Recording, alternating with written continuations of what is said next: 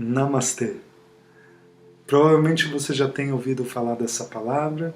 É uma palavra muito usada aí nos círculos espirituais, principalmente conectados com as filosofias da Índia e do Nepal. Muito usado com muita frequência na yoga, bastante também utilizado aqui na meditação. E nesse vídeo a gente vai falar um pouco mais sobre o significado dessa palavra, a origem dela e se a gente pode fazer uma prática com esse termo, transformar a palavrinha num mantra. Então fica aí que logo após a vinheta a gente volta para falar mais sobre Namastê.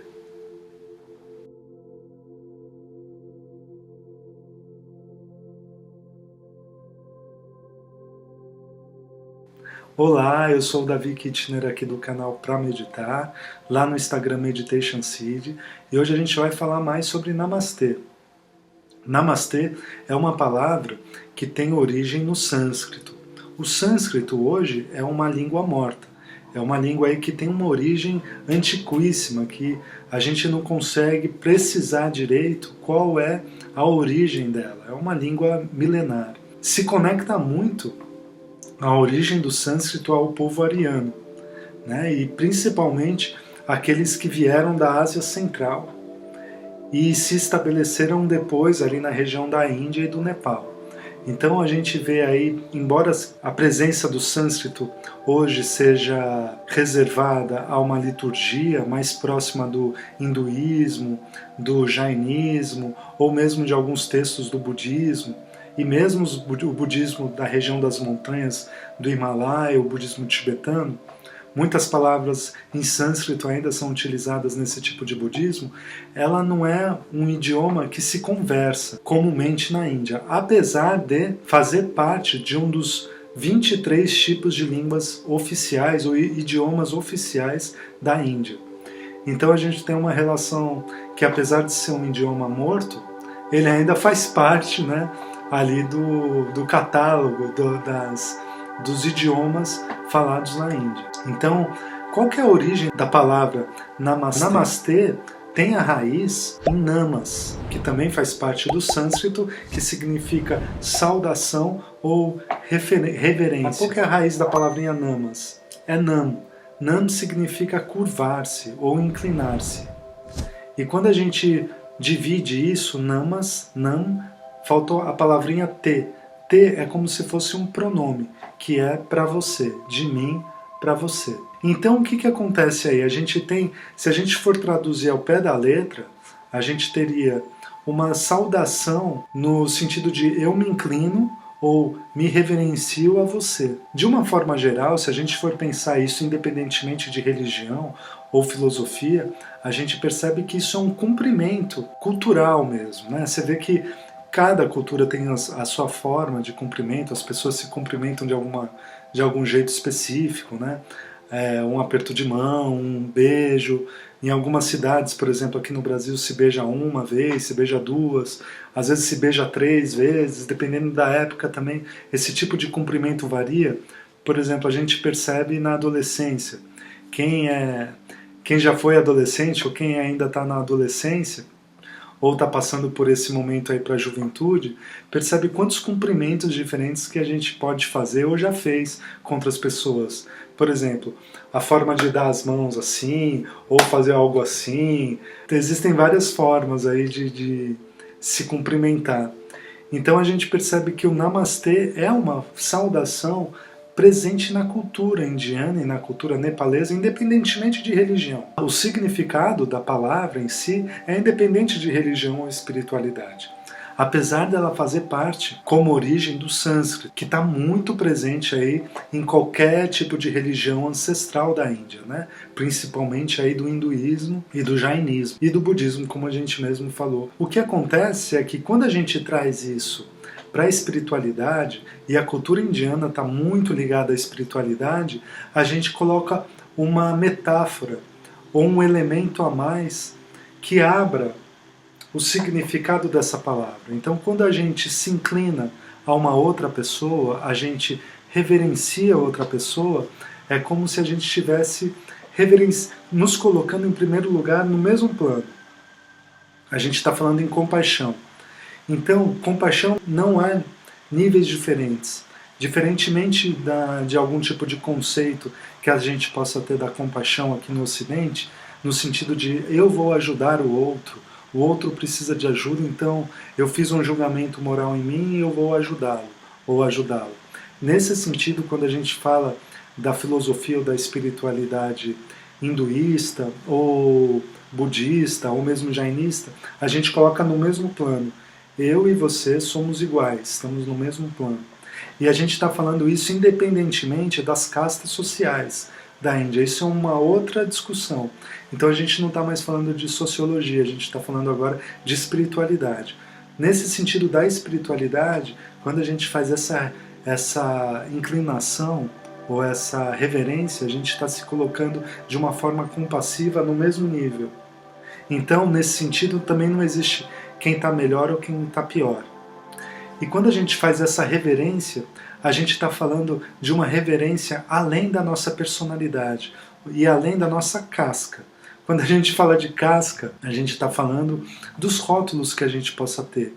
Então, como a gente mesmo falou de casta, nesse sentido, a gente faz uma reverência além do que nós somos, no sentido do nome que nós temos, no sentido da nossa função social, da nossa profissão, do nosso papel ou do que nós representamos na sociedade. Então a gratidão nesse sentido e a compaixão, principalmente a compaixão, a gente está falando do mesmo nível. Não há um julgamento moral para isso existir. Eu não ajudo o outro porque o outro precisa. Eu ajudo ele porque ele é igual a mim. E ele tem os mesmos problemas mais profundos que eu, sofre das mesmas coisas, anseia as mesmas coisas. Isso num nível de espiritualidade maior. O que acontece é que essa palavra de reverência ou inclinação, quando a gente faz para o outro, a gente coloca também alguns sinônimos aí para nos ajudar nesse tipo de comparação igualitária entre o outro e eu. Então, o que nós podemos falar sobre isso? Quais são as palavras que a gente pode usar nesse sentido? A gente usa essência, a gente pode usar consciência, a gente pode usar Deus. Então, quando a gente faz assim, essa palavra, né, a gente reverencia o outro, é como se a gente tivesse o nosso Deus, ou o nosso ser, ou a nossa consciência, ou o nosso núcleo de força ali que existe em nós, é o mesmo que existe no outro. Porque se não há diferenças espirituais, não há diferenças entre seres, todos são um só. O que difere são as histórias de cada um, os karmas de cada um. Se você quer saber mais sobre karma, por exemplo, tem um vídeo aqui no canal que a gente fala especificamente sobre isso. O karma, né, as ações que cada um planta, colhe e amadurece, quais são os ciclos de ações que a gente fala, os ciclos de existência que cada um vive. A gente está falando de Sansara, tem outro vídeo aqui no canal que você pode dar uma verificada caso você queira, que também está ligado a essa palavra, o grau de iluminação que cada um tem, de discernimento da realidade. Aí tem outro também, o vídeo aqui, que a gente fala sobre o Nirvana, que é outra palavra que é muito utilizada nesse meio espiritual, ou no meio da yoga, da meditação, de espiritual quando a gente fala mesmo muito ali do Oriente ou da região da Ásia, mais uma vez. Então, a gente vê uma conexão da espiritualidade com a cultura e de uma mudança, de certa forma, do significado e do emprego dessa palavra em meios diferentes, em círculos diferentes, e na Índia em geral, né?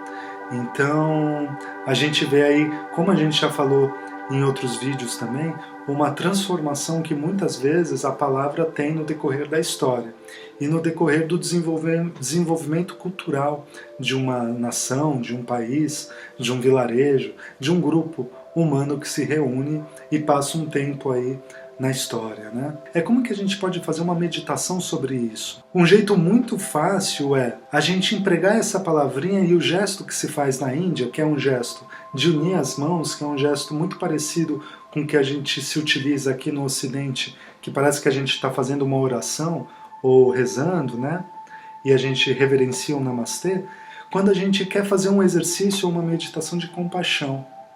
Então, no momento que a gente se sentir com muito orgulho, a gente se sentir muito vaidoso, a gente se sentir numa diferença muito grande das outras pessoas e perceber que isso de alguma forma começa a nos fazer mal, a gente começa a exercitar o namastê. Pode imaginar uma pessoa e faz namastê, pode encontrar algumas pessoas e você faz namastê na sua mente. Vai tentando trabalhar esse sentido do namastê para entender mais ainda, como se a gente estivesse compreendendo o significado dessa união entre nós e o outro, sem níveis diferentes. Níveis diferentes existem todas essas coisas que a gente falou agora. Orgulho, vaidade, etc e tal. Mas quando o nível é igual, quando a gente percebe que não há diferenças, todos nós somos a mesma essência, não há mais para que ter orgulho, nem vaidade, nem esse tipo de emoção que pode ser muitas vezes muito destrutivo em nós. Então espero que esse vídeo possa ter te ajudado de alguma forma. Fique por favor à vontade para compartilhar esse vídeo, nos seguir lá no Instagram, a gente está como Meditation Seed, aqui no canal do YouTube que a gente está como Pra Meditar, e a gente se vê no próximo vídeo. Aquela luz.